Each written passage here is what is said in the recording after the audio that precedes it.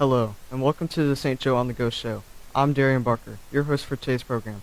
We're glad to have you viewing our show. We'd like to ask you to share this program right now, please. Just hit the share button. It helps us gain many viewers for our efforts. Our special guest today is Miss Colegrove, our junior high religion teacher. Hi, Darian. Hi, how are you? I'm fine. How are you? Pretty good. Will you please talk about your background? We would like to hear about where you grew up. I grew up in Ironton. I was born and raised here. I've been here all my life. I ended up coming to St. Joseph's School at one point in 7th grade and transferred over to Ironton after that. So I've kind of had a foot in both school systems. I have 4 brothers, all younger than me, and I grew up, got married, have 2 children, 2 wonderful daughters-in-law, and 3 grandchildren. Tell us how you ended here here at St. Joe, and please tell us how long you've been here with us. This is my 11th year to teach here. I have a background of teaching what used to be called CCD, it's now called Religious Education, for the students who need to come to Catholic catechism classes that go to public schools. So I did that for about 18 years, right through there. And about 11 years ago or so, Father Huffman approached me one day and said, "Would you like to teach?" And I looked at him and I said, "Father, I am teaching." And he said, "No, I would like to know if you'd like to teach in the schools." And I said, "No." That was my first answer, was no.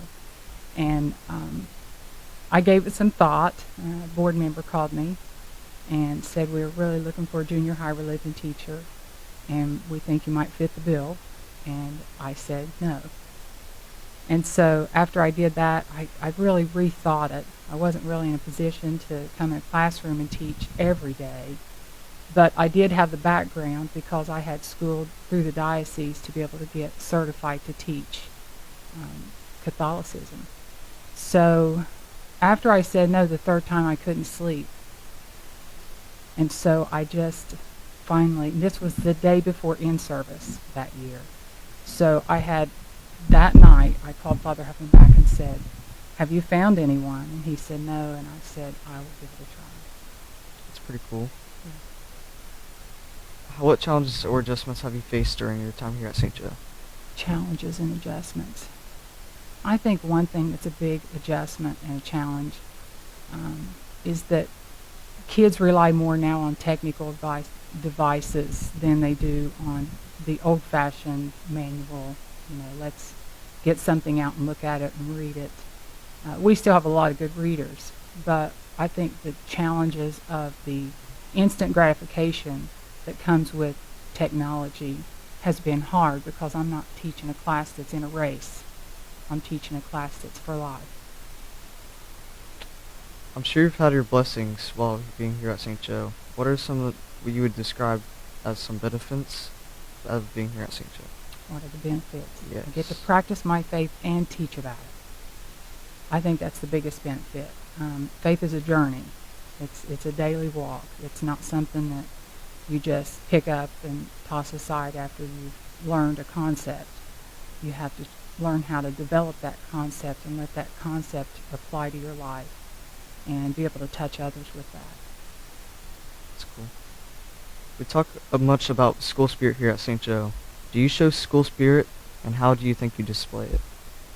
Well, yes, I hope I do. I hope I show school spirit just by supporting the students and all their endeavors in every way, not just the athletics, but also, we have quiz bowlers, we have people who are going on to do great things that have been maybe science-based or math-based or anything like that. But I think we have a great school spirit here. I think my favorite moment for school spirit was last year when Joseph Payton came to do the Fired Up Friday, and all the faces that we saw, in all the different ways that they were prompted, responded with great fervor, not just with a little bit. Mm-hmm. So yeah, I think, and then I have 2 grandchildren in the grade school. I have a niece up here at the high school, so I try to support, not just the sports, but just support them in other ways. That's good. As we close, would you like to look at the camera and give our viewers your best advice? And what would you say sums up your life philosophy? Okay.